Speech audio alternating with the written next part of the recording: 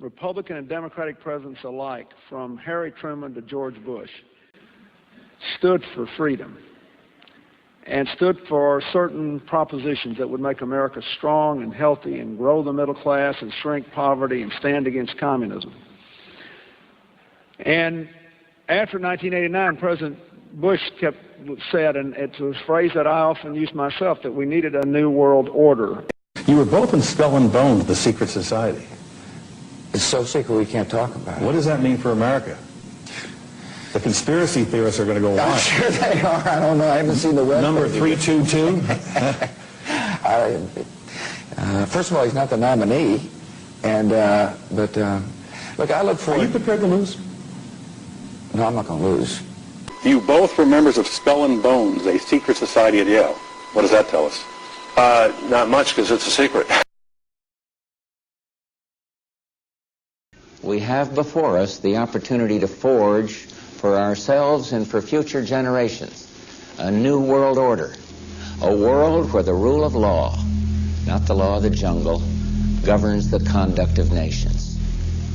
When we are successful, and we will be, we have a real chance at this new world order, an order in which a credible United Nations can use its peacekeeping role to fulfill the promise and vision of the UN's founders.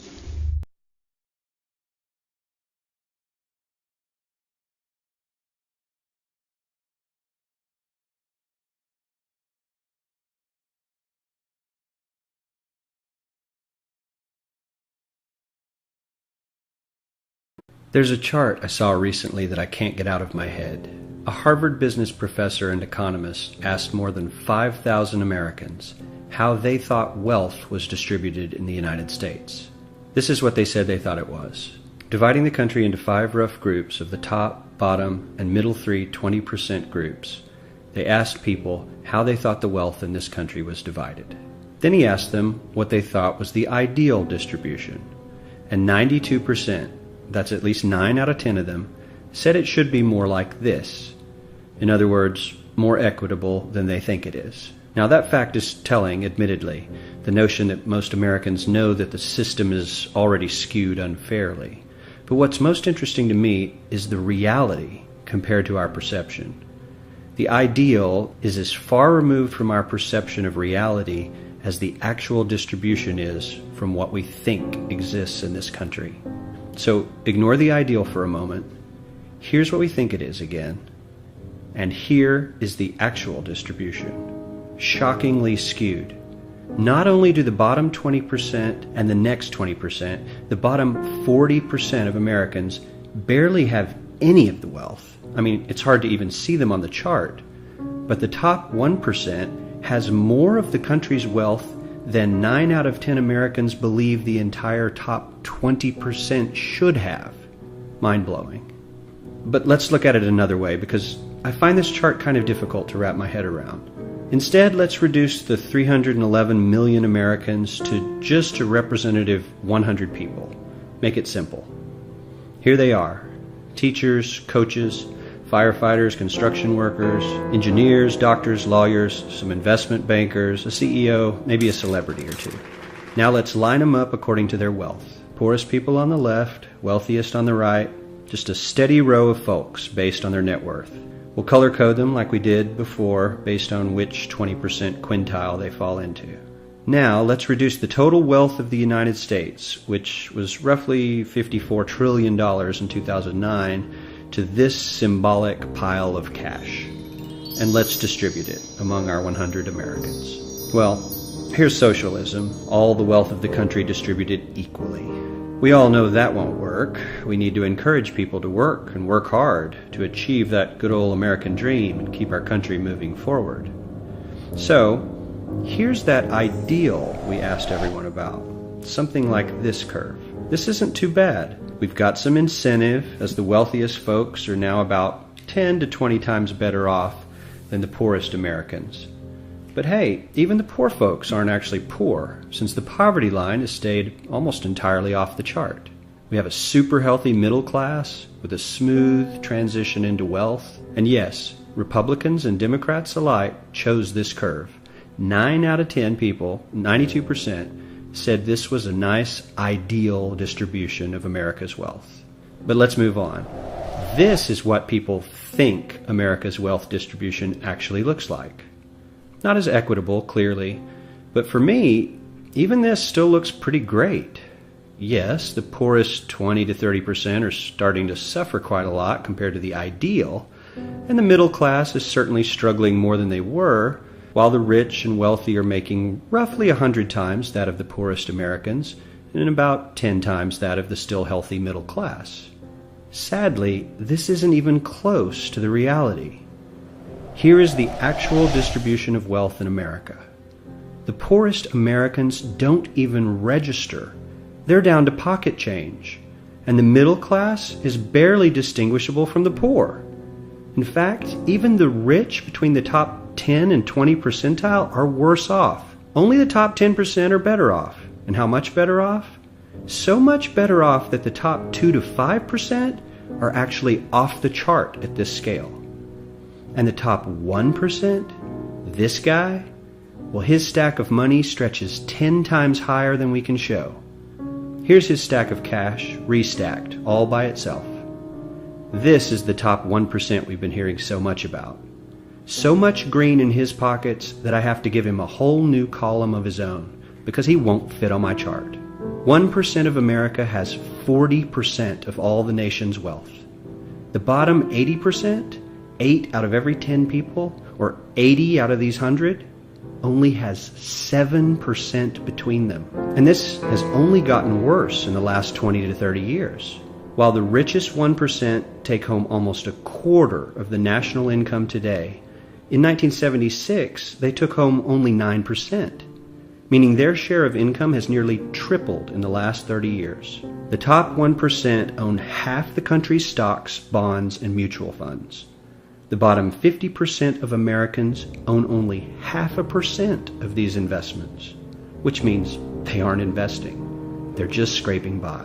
I'm sure many of these wealthy people have worked very hard for their money. But do you really believe that the CEO is working 380 times harder than his average employee? Not his lowest paid employee, not the janitor, but the average earner in his company. The average worker needs to work more than a month to earn what the CEO makes in 1 hour. We certainly don't have to go all the way to socialism to find something that is fair for hardworking Americans. We don't even have to achieve what most of us consider might be ideal. All we need to do is wake up and realize that the reality in this country is not at all what we think it is.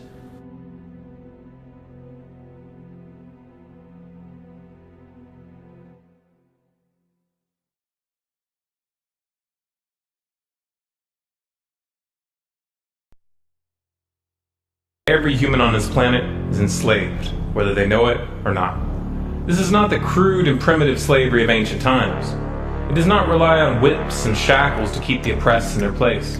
These tools have been rendered obsolete by much more sophisticated methods. That most of the enslaved are unaware of their condition and would in fact argue fiercely that they are free is a testament to the effectiveness of these invisible chains. You've heard the expression, money makes the world go round. There's truth in that. Money is the prime motive for human labor in modern civilization. If you want food, shelter, and clothing, you must have money. And unless you're part of that tiny minority that has more money than they could ever spend in their lifetime, then you must work, beg, or steal for that money. That's why you get up in the morning and go to work, even if you hate your job. And that's why the specter of unemployment is more terrifying for most people than the prospect of spending 50 years of their life performing menial tasks within the confines of a fluorescent-lit cubicle. Of course, in Western countries, some are fortunate enough to have pulled away from the brink and do not live in fear that their basic needs will be met, at least for now. And yet they keep spinning the hamster wheel. Why is that? Could it be because money and the bling that it buys have become symbols of status and prestige? Money offers an illusory form of social validation, but even those who are not caught up in distinguishing themselves by how much they accumulate still must acknowledge the social stigma that comes with poverty. The combination of these primal motivators, the need for food, shelter, clothing, and social validation, is a very powerful force. It's enough to drive humans to engage in all forms of activity, even to the point of harming themselves or others in the process. The accumulation of money is therefore an accumulation of social and psychological power, and those who control the creation of money control this power at its source. So who controls the creation of money? Well, in the case of the US dollar, it's not the government. This shouldn't be an earth-shattering revelation. The fact that the Federal Reserve is a private institution owned by a cartel of the world's most powerful banks is quickly becoming common knowledge. Even the mainstream media doesn't deny it at this point. However, the full extent of what this means is only clear when you understand how the banking system really works. And unfortunately, this isn't something we're taught in school. Once you have it explained to you in simple terms, you'll understand why. Every dollar in circulation is loaned into existence by a bank. The process begins with the Federal Reserve when they loan out money to the US government and to other entities. You've probably heard this talked about before, especially in regards to the interest rate on those loans, which the Federal Reserve raises and lowers depending on economic conditions. But what's never talked about in the mainstream is the fact that the Fed isn't actually loaning out money that they have. They are merely typing those dollars into existence on a computer. You may be inclined to believe that this money is based on some physical backing like gold, but you would be mistaken. The Federal Reserve hasn't owned any gold since the 1930s. The Federal Reserve does not own any gold at all. We have not owned gold since 1934. So we have not engaged in any gold swaps. When the Federal Reserve loans money to the US government gives the Federal Reserve government bonds in exchange. These bonds are simply written promises to pay back the money that was loaned to them with interest through taxation. So to be clear here, the government is taking out a loan from a bank that is creating that money out of thin air, and they're expecting you, the taxpayer, to cover that loan. The absurdity of this arrangement is even more obvious when you realize that up until 1913, the US government created its own money and had no need for a bank to play the part of a middleman. That new money loaned out by the Federal Reserve enters circulation through the banks, accumulates in the banks, and in the end the banks end up holding all the cards. Not necessarily for the reasons you may imagine. Contrary to popular belief, the majority of money in circulation isn't actually created by the Federal Reserve, but rather by the ordinary banks that businesses and individuals use for their checking, savings, and mortgages. How is this possible? Well, like the Federal Reserve, ordinary banks are allowed to loan out money that they don't have. There are, of course, restrictions. Banks are only allowed to loan out 10 times the amount of money that they actually have. So if Wells Fargo has $1,000, they can loan you $10,000, and they expect you to pay back that $10,000 plus interest. This is called fractional reserve banking. 75% of all money in circulation is created in this manner. Now, as bad as this may seem, this is really only the tip of the iceberg. Most banks structure payment plans so that for many years, you're paying almost nothing but interest, and only start paying down the principal gradually. The result of this strategy is that in most cases, you pay far more in interest when you purchase a house than the house itself is worth. So here's the real question. If all money is created through loans, where does the money come from to pay for the interest? Let's say we reset the system to zero, loan $1,000 into existence, and charge 7% interest. We now have a total of $1,000 in the system, but we owe $1,000 plus interest, and that's more. The interest ensures that there's always more debt than money in circulation, because the money to pay the interest doesn't exist. Never has, never will. This would be obvious if there was only one loan being issued to one person in this manner, but when performed on a global scale, the reality is hidden and is transformed into a game of musical chairs where the person ending up without a seat faces bankruptcy and financial ruin. Because every dollar in existence is tied to a debt, this creates an unseen force that draws those dollars back to the banks, kind of like gravity attracts a physical object to Earth. The catch here is that it's the labor of the people that moves that money. Every hour that you work to pay back a loan or to keep the government from throwing you in jail over income taxes is an hour worked for the banks. The total receipts from personal income taxes just barely covers the interest on the national debt. And even the principal for that debt all ends up back in the hands of the banks. And remember, that bank created that money out of nothing. Once you understand that the money that banks loan out isn't actually an asset, but is in fact a piece of legal fiction, it should be clear that you're working for these banks for free. This is a cleverly disguised form of slavery. If you manage to pay your monthly payments, then you are a successful slave, and you are allowed to keep the material comforts that come with that status. But if for some reason you fail to make those monthly payments, then the bank or the IRS comes to take your house, your car, and anything else you have of value. And if somehow, even with this enormous financial advantage, the banks still get themselves into trouble, you, the taxpayer, will be forced to bail them out. No matter what, the banks win. To say the game is rigged is an understatement. You might be inclined to think that if you live outside the United States and you don't use dollars, then this situation has no bearing on your life. But you would be wrong. The dollar is both the world reserve currency and the only currency in which oil is sold on global markets. This is often referred to as the petrodollar status. This means that wherever you live, whether your country is an oil exporter or an oil importer, you are affected. If your country is an oil importer, then you are affected by the fact that in order to keep your country running, you have to acquire dollars. To acquire those dollars, you have to send goods and services to the United States or to someone else who did. Likewise, if your country is an oil exporter, you are affected by the fact that you send your oil to the US in exchange for this debt-based money. You are exchanging something of real and tangible value for digits on a screen. And if for some reason the leadership of your country grows tired of this arrangement and tries to pull off the dollar, you'll quickly find the United States military at your doorstep ready to open up a can of democracy on you. Iraq learned this the hard way when they switched their oil sales to euros in 2000, and Libya when they tried to organize a gold-based currency for Africa. Debt-based money is a masterpiece of social engineering, the ultimate tool of the ruling elite. Yet in reality, the whole thing is nothing more than a construct of belief. Our chains are the chains of the mind, and the path to freedom must also begin in the mind. If we want a better future for our children and grandchildren, then we must work right now to reach a critical mass of awakening. Why did the United States attack Libya, Iraq, Afghanistan, and Yemen? Why are U.S. operatives helping to destabilize Syria? And why is the United States government so intent on taking down Iran, in spite of the fact that Iran has not attacked any country since 1798? And what's next? What are we headed for? When you look at the current trajectory that we're on, it doesn't make any sense at all if you evaluate it based on what we're taught in school. And it doesn't make any sense if you base your worldview on the propaganda that the mainstream media tries to pass off as news. But it makes perfect sense once you know the real motives of the powers that be. In order to understand those motives, we first have to take a look at history. In 1945, the Bretton Woods Agreement established the dollar as the world reserve currency, which meant that international commodities were priced in dollars. The agreement, which gave the United States a distinct financial advantage, was made under the condition that those dollars would remain redeemable for gold at a consistent rate of $35 per ounce. The United States promised not to print very much money, but this was on the honor system, because the Federal Reserve refused to allow any audits or supervision of its printing presses. In the years leading up to 1970, expenditures in the Vietnam War made it clear to many countries that the U.S. was printing far more money than it had in gold. And in response, they began to ask for their gold back. This, of course, set off a rapid decline in the value of the dollar. The situation climaxed in 1971 when France attempted to withdraw its gold and Nixon refused.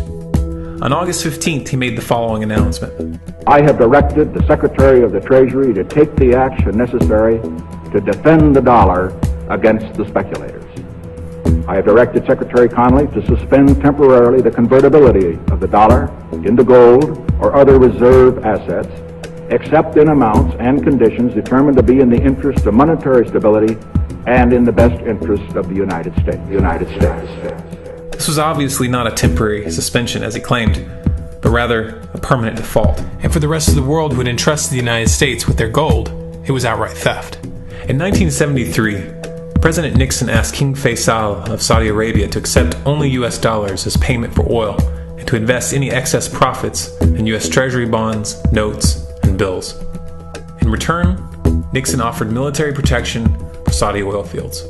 The same offer was extended to each of the world's key oil-producing countries, and by 1975, every member of OPEC had agreed to only sell their oil in U.S. dollars. The act of moving the dollar off of gold and tying it to foreign oil instantly forced every oil-importing country in the world to start maintaining a constant supply of Federal Reserve paper. And in order to get that paper, they would have to send real physical goods to America. This was the birth of the petrodollar.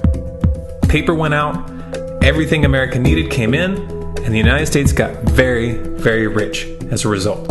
It was the largest financial con in recorded history.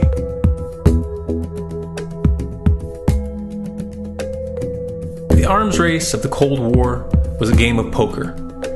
Military expenditures were the chips, and the U.S. had an endless supply of chips. With the petrodollar under its belt, it was able to raise the stakes higher and higher, outspending every other country on the planet, until eventually U.S. military expenditures surpassed that of all other nations in the world combined. the Soviet Union never had a chance. The collapse of the communist bloc in 1991 removed the last counterbalance to American military might. The United States was now an undisputed superpower with no rival. Many hoped that this would mark the beginning of a new era of peace and stability. Unfortunately, there were those in high places who had other ideas. Within that same year, the U.S. invaded Iraq in the first Gulf War. And after crushing the Iraqi military and destroying their infrastructure, including water purification plants and hospitals, crippling sanctions were imposed which prevented that infrastructure from being rebuilt. These sanctions, which were initiated by Bush Sr. and sustained throughout the entire Clinton administration, lasted for over a decade and were estimated to have killed over 500,000 children. The Clinton administration was fully aware of these figures. We have heard that 500,000 children have died. I mean, that's more children than died in Hiroshima. And, you know, is the price worth it? I think this is a very hard choice, but we think the price is worth it. Miss Albright, what exactly was it that was worth killing 500,000 kids for? In November of 2000, Iraq began selling its oil exclusively in euros. This was a direct attack on the dollar and on U.S. financial dominance, and it wasn't going to be tolerated.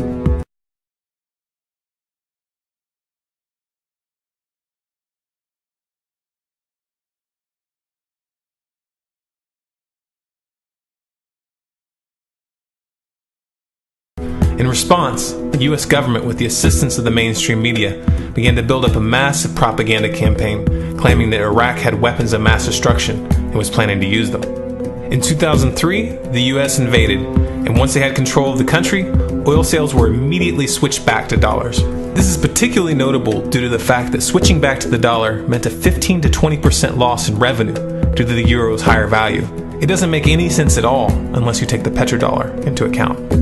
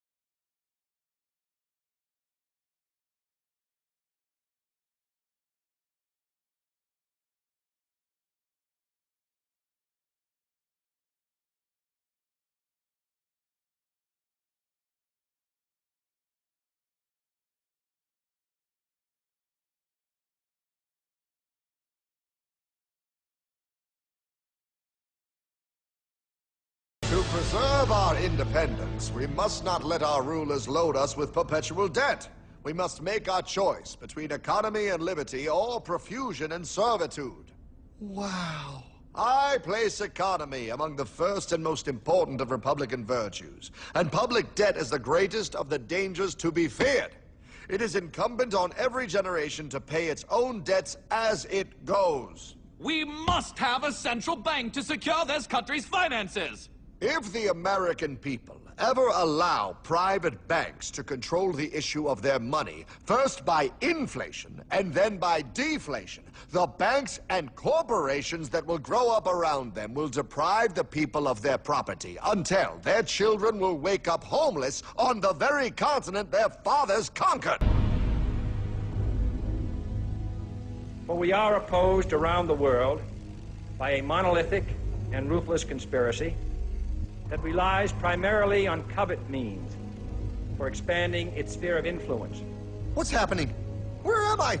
I believe perhaps you understand now, pal, but you are afraid. JFK. Hartman, what does this have to do with my house and my dog? Oh, okay, that's enough. I want to go home now. This is the last president to stand up to the Fed. You must see. On June 4, 1963, President Kennedy signed Executive Order 11110. This executive order empowered the U.S. Treasury to issue real money without the Fed. It would have worked. Kennedy's plan to dismantle the Federal Reserve machine had begun. 6 months later, John F. Kennedy went to Dallas and never returned. No way. No way they could do that. The new president, Lyndon Johnson, threw out Kennedy's order. And since JFK, no president has dared confront the secret powers behind the Federal Reserve. They consolidate bigger and bigger banks, print more and more money, accountable to no one, decimating our nation's wealth for the benefit of a few. Why? Why do this?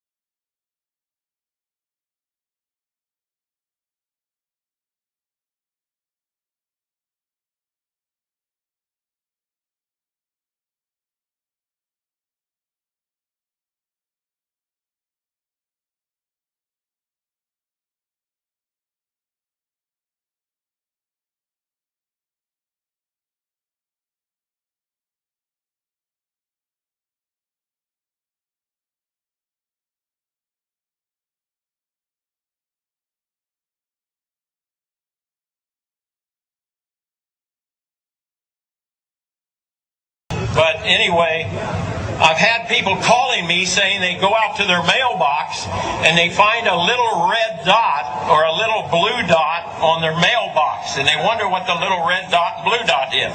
Well, it's marking your mailbox by the government, so when foreign troops come in here on us after martial law, if you have a red dot on your mailbox, they take you out immediately and shoot you right in the head.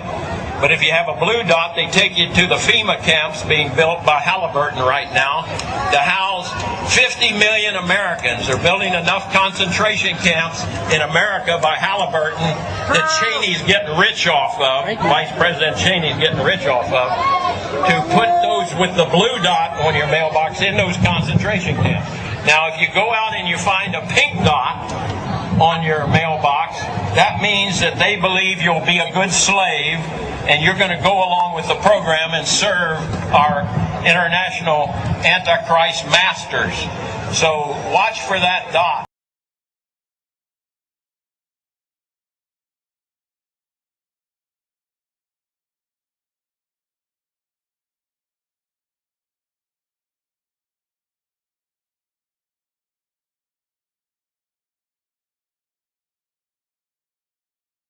Have you heard that the Department of Homeland Security has purchased 1.6 billion rounds of ammunition last year? I mean, that's got to cost millions and millions of dollars. Correct me if I'm wrong, but isn't this country broke? I mean, you turn on the TV, you hear how we're laying off air traffic controllers, how people are going to die because of it. I mean, Harrison Ford is in a tizzy, and we're spending this much money on bullets? Do you know that 1.6 billion rounds of ammunition is enough to fight a 20-year war and still have bullets left over? My question is, who is the Department of Homeland Security planning to shoot? Do you realize that over the past couple of months, our government has tried to pass bills through Congress allowing them to arrest American citizens without due process, allowing them to kill American citizens without due process? An ad hoc legal approach for fighting terrorism. President Obama today proposed something new, something called prolonged detention. Doesn't sound that bad, right? Prolonged detention. Did you ever see the movie Minority Report? It was based on a Philip K. Dick short story. Came out in 2002. It starred Tom Cruise, remember? He played a police officer in something called the Department of Pre-Crime. Pre-crime is where people are arrested and incarcerated to prevent crimes that they have not yet committed. Mr. Marks, by mandate of the District of Columbia Pre-Crime Division, I'm placing you under arrest for the future murder of Sarah Marks and Donald Dumanos. Take place today, April 22nd, at 0800 hours, 4 minutes. No, I didn't do anything. You didn't do anything, but you're gonna. Future murder. Creepy, right? Putting somebody in jail not for what they've done, but for what you're very sure they're going to do? There may be a number of people who cannot be prosecuted for past crimes. In some cases because evidence may be tainted, but who nonetheless pose a threat to the security of the United States. We're not prosecuting them for past crimes, but we need to keep them in prison because of our expectation of their future crimes. Al-Qaeda terrorists and their affiliates are at war with the United States, and those that we capture, like other prisoners of war, must be prevented from attacking us again. Prevented. We will incarcerate people preventively. Preventive incarceration. Indefinite detention without trial. That's what this is. That's what President Obama proposed today, if you strip away the euphemisms. One civil liberties advocate told the New York Times today, quote, "We've known this was on the horizon for many years, but we were able to hold it off with George Bush. The idea that we might find ourselves fighting with the Obama administration over these powers is really stunning." And it is stunning.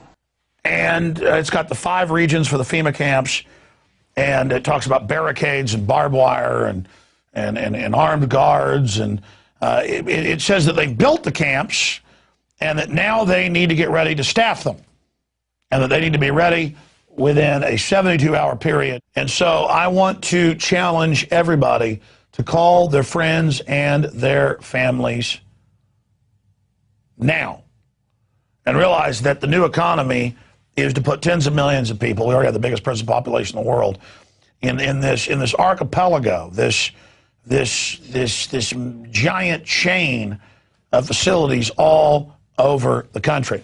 The following video details the contents of a Department of Defense document entitled Internment and Resettlement Operations, also known as FM 3-39.40. The The document is 325 pages long and it is signed by Joyce E. Morrow, Administrative Assistant to the Secretary of the Army. It was created in 2010, however, has just been recently leaked to the public via the internet and can now be downloaded from multiple sources. In the description below, you'll find a download link for the document. I strongly encourage you to download it yourself and to verify everything that's being said here. The document outlines military procedures for internment and resettlement of civilians, and it describes the layout and the administration of these internment camps. It clearly states on page 38 that it applies within U.S. territory, and it specifically addresses the detainment of U.S. citizens, as is indicated by the identification procedures for new prisoners on page 146, which states that social security numbers are to be recorded alongside their photograph and fingerprints. Included in the list of organizations which may be involved in these internment operations are the Department of Homeland Security, FEMA, the Department of Defense, and the United Nations. On page 56, the document outlines the responsibilities of psychological operations officers within the camps, among which it states that a PSYOP officer develops and executes indoctrination programs to reduce or remove antagonistic attitudes and identifies political activists. On page 281, the document goes into more detail regarding the role of psychological operations within the camps, specifically in regards to pacifying the population and ensuring cooperation.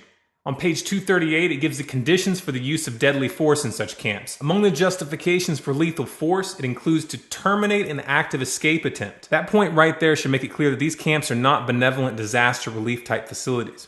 On page 244, the document calls for the use of snipers during riots to, quote, scan a crowd and identify agitators and riot leaders for apprehension and fire lethal rounds if warranted.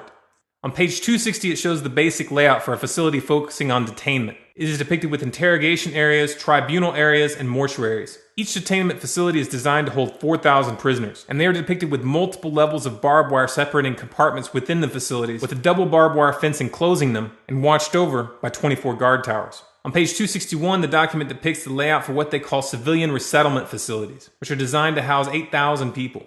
Though it uses the word resettlement, the plans show multiple levels of barbed wire dividing the sections of the facility, with double barbed wire fencing on the outside, as well as 16 guard towers. On page 262, the layout for facilities designed for what they call non-compliant prisoners is shown. These camps are designed to hold up to 300 prisoners, they have 3 interrogation centers, and are guarded by 13 guard towers. Now, if there's any question whether these plans are active or just theoretical, this should be settled by the fact that the U.S. Army has been running ads for job positions in these camps since 2009, and apparently, they're still hiring. Once again, if you look in the description, you'll find all the links you need to verify this information. It's important to note here that this document was created in 2010, which was under the Obama administration, and it predates the NDAA of 2012, which authorized military detainment of U.S. citizens. This clearly shows a long-term agenda at work.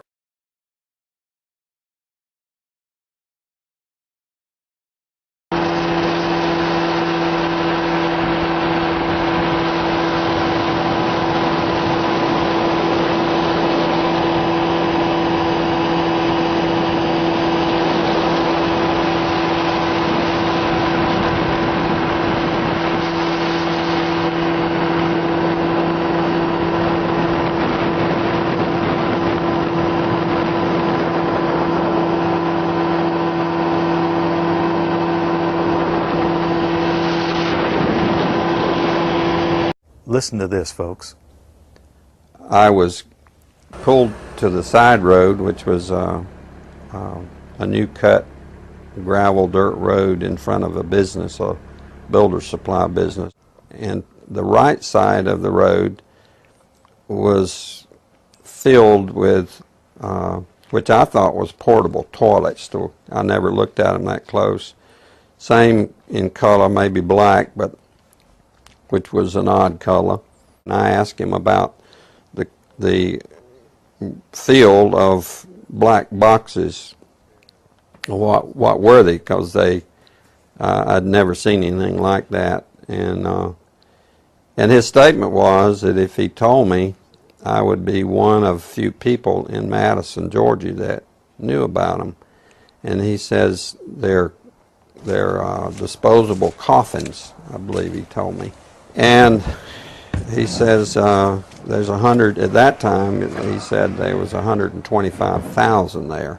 And the brother of the man that owns this field, that the government is leasing this field from to store these disposable coffins, this brother was given 3 years to set up temporary morgues around the country.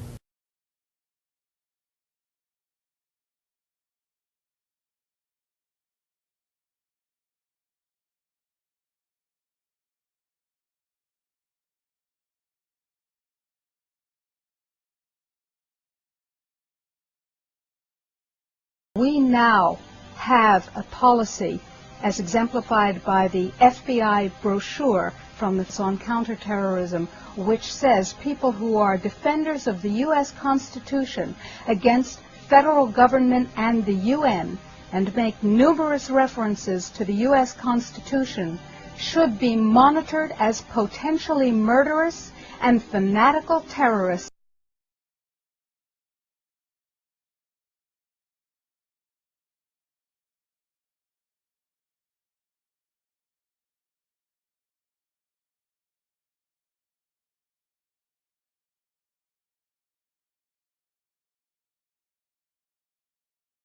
Department of Justice memo, which tells local police what should you be looking out for in kind of everyday terrorism prevention and terrorism watch activities. And one of the things that is considered a potential terrorist risk is individuals who harbor doubts about the official story regarding 9/11. The memo adds 9/11 official story skeptics to the growing list of targets.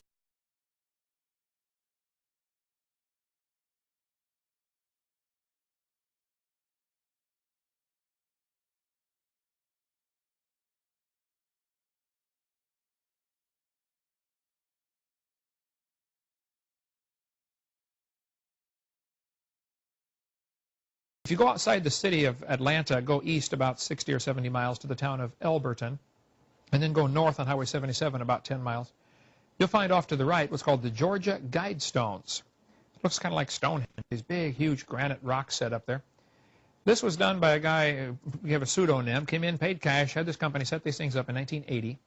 He called himself R.C. Christian, but that's not his real name. It says right on the stones, a pseudonym, false name. On these Georgia Guidestones, it gives the 10 Commandments for the New World Order. 10 Commandments for the New World Order. The first commandment was to maintain humanity under 500 million. I went there and looked at those things and said, now, hold on a minute. Today's population is 6 billion. They want to maintain humanity under 0.5 billion. Looks like a lot of people got to die for their plan to work, which is, by the way, the plan.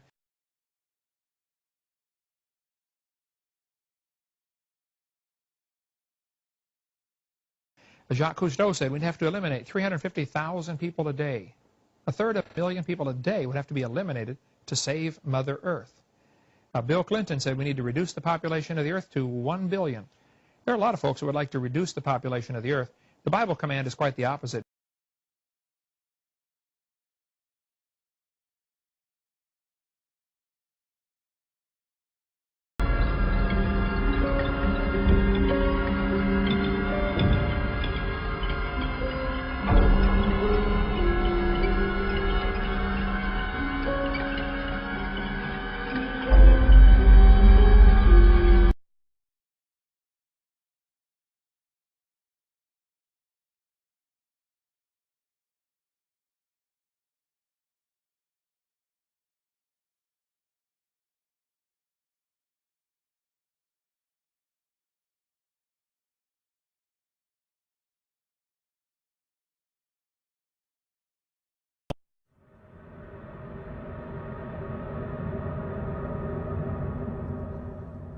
My friends, the information that you are about to witness from all of my years of research is the most important. It's been hidden in plain view the entire time. This is the ultimate secret, and it's about to be exposed.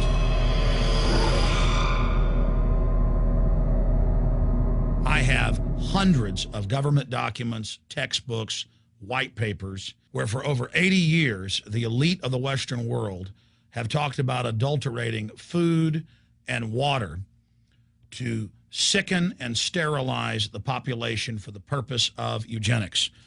It's all covered in the book Eco-Science, written by the White House science czar, John P. Holdren, where they talk about a planetary police state to carry out the forced sterilization. They also talk about covert systems in the water and food to sterilize the population. Now, this was written decades ago, before he was White House science czar. Now, suddenly, the stuff in this book is all over the news. They're selling it to the public as if it's a good thing. You see here before you what an average person would buy when they went shopping at the store. Not everything here is bad for you, but much of it has compounds and artificial chemicals that have been added that are extremely toxic and bad for your health. And they have known this the entire time, and they have approved them for use. Let's start with aspartame.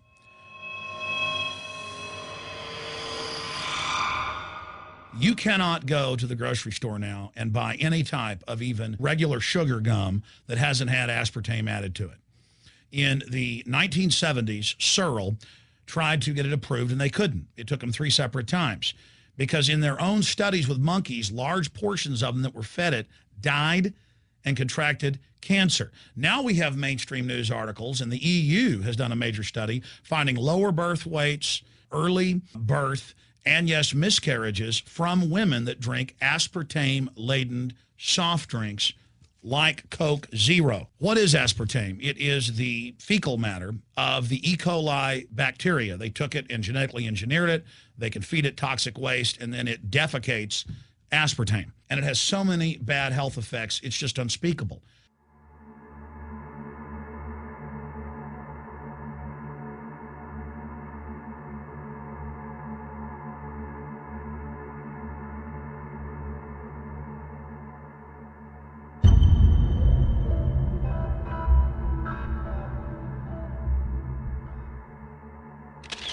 This is being done by design. It's also very, very addictive.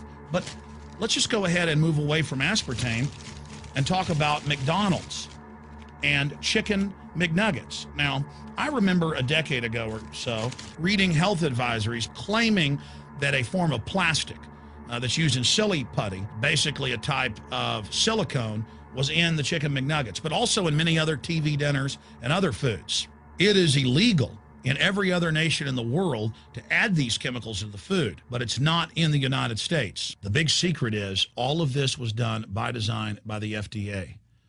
Look at all the drugs they've approved, and then it comes out later that they knowingly approve them when these drugs are causing heart attacks and cancer.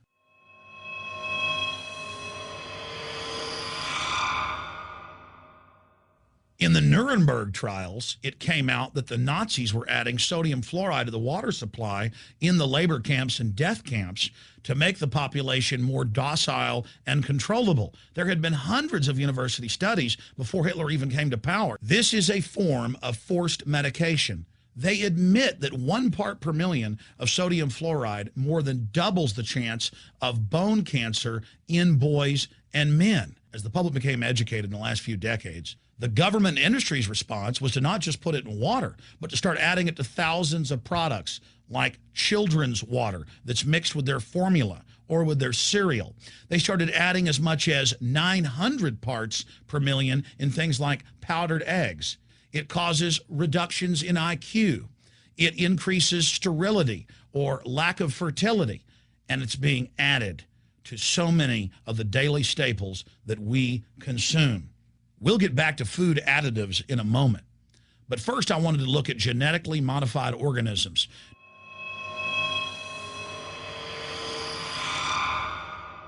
Did you know for many years the American people have been eating cloned beef and pork, and now they're expanding out into other forms of meat? Let's look at salmon first. Major university studies conclusively have proven that the type of genetically modified salmon that is actually a cross species, they've mixed other animal genes in with it, that when this fish is introduced with wild natural salmon, within 40 generations, all of the natural salmon are extinct. And the FDA approved this, and they're going to allow it to be released into the wild. That isn't even a salmon, it is a cross species chimera. It is a mixture like something out of the island of Dr. Moreau, something out of a nightmare.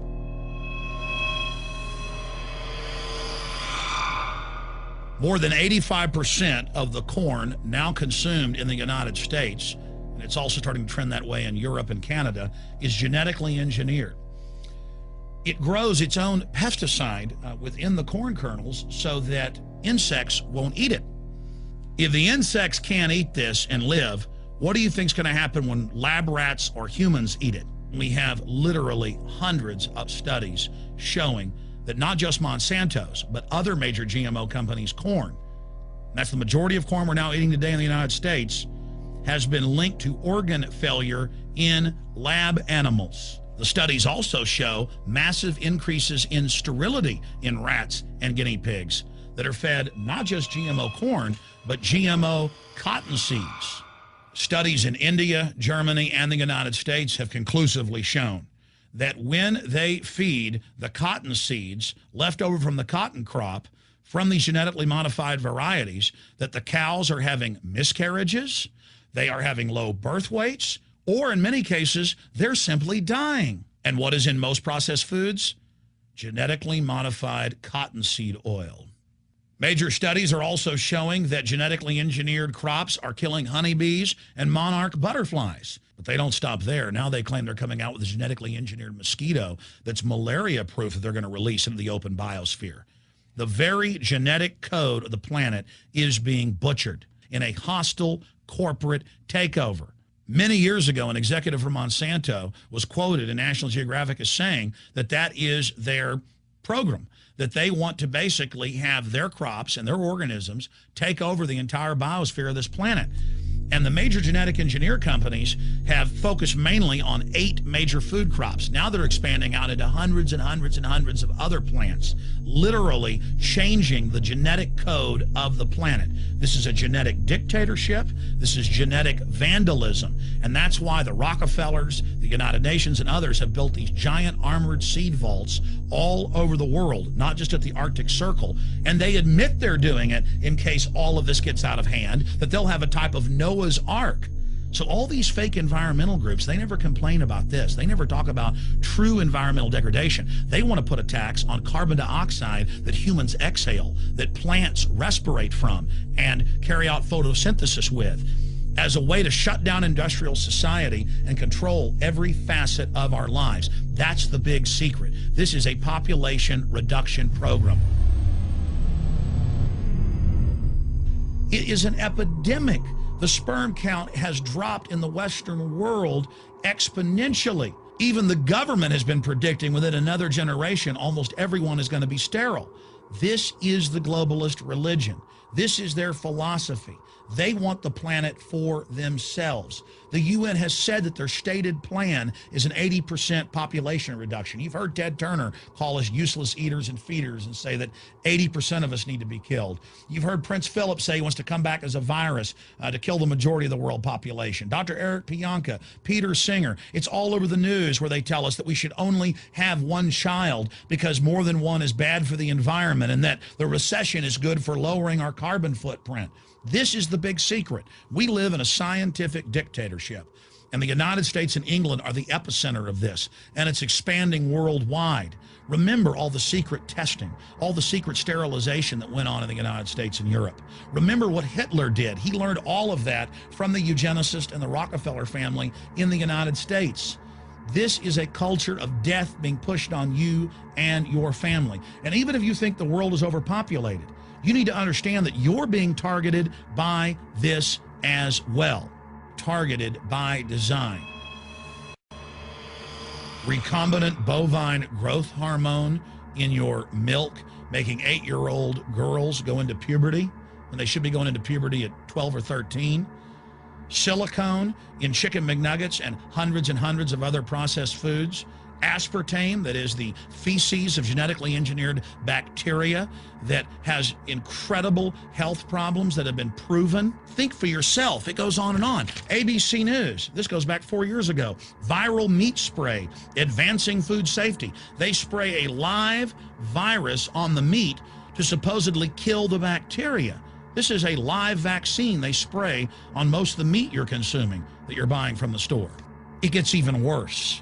The petroleum distillates, or toxic waste that's left over from petroleum refineries that refine oil into gasoline, they take these tens of millions of pounds of toxic waste that's left over, the fluoride, the mercury, the lead, and they dump it on crops as supposed fertilizer. And what do crops like tomatoes and corn and potatoes do? They pull in all of those toxins out of the ground. In fact, scientists for many years have used plants to actually detoxify areas that have been contaminated. And those plants are pulling all of this up, and then you are eating it. That's why the Washington Post reported in January of 2008 that a major study found that nearly a third of the 55 popular brand name foods and beverage products were filled with mercury. Despite the fact that the people of Europe for over 20 years have fought off all the genetically modified wheat and corn and other crops being planted in their nation, now the EU is buckled and is accepting it. The United States is literally a testing ground for all of this. It's just automatically approved. And the people that work for these corporations, they're compartmentalized. They don't know what's going on. The people that work at these stores, they have no idea what's happening. This is affecting all of us. This is hurting everyone. Many different forms of cancer are growing by thousands of percentage points. Diabetes, all these different diseases. And in major studies, it's all been linked to the toxic additives that are in our food, our water. And I haven't even had time to get into MSG. I mean, I've interviewed brain surgeons, neurologists, scientists. I mean, it just devastates the brain. It's an excitotoxin. It destroys the liver, and it is in tens of thousands of products. We can say no. We can stand up. But if you've got a neighbor giving fluoride water to their baby, please go over and warn them. If you got a neighbor that's sitting there eating MSG-filled chips, one after the other, warn them. You've got a responsibility. If you know people that are feeding processed foods filled with GMO, warn them. And for God's sakes, don't give it to your own children. If you want to kill yourself, that's your own business. But don't hurt your children. Don't do this, ladies and gentlemen. There's been a bit of an uproar this past week due to Obama's signing of a recent bill that has become affectionately labeled the Monsanto Protection Act, or H.R. 933. So much so that it's led Senator Barbara Mikulski to publicly apologize for letting the provisions slip through. However, this is really only a small part of a much bigger pattern of corruption and collusion between Monsanto and the U.S. government. Senator Roy Blunt, a Republican from Missouri, who crafted the wording for H.R. 933, has been accused by Senator John Tester of having collaborated directly with Monsanto in the creation of the provision. This shouldn't be surprising considering that Monsanto is one of Blunt's top campaign contributors. Blunt also accepts contributions from the Crawford Group, a registered lobbyist for Monsanto. Now, the controversy in this bill is tied to Section 735, which is of course written in such a jumble of incomprehensible legalese that it's highly difficult to interpret. It's designed to make the eyes glaze over without registering that anything of significance has been stated. This is facilitated using a common legislative technique of referring to sections of a separate law, so that you have to go read the unintelligible fine print in that second document in order to understand what's actually being said. That second law in this case is the Plant Protection Act. In the description of this video, you'll find a link to both documents.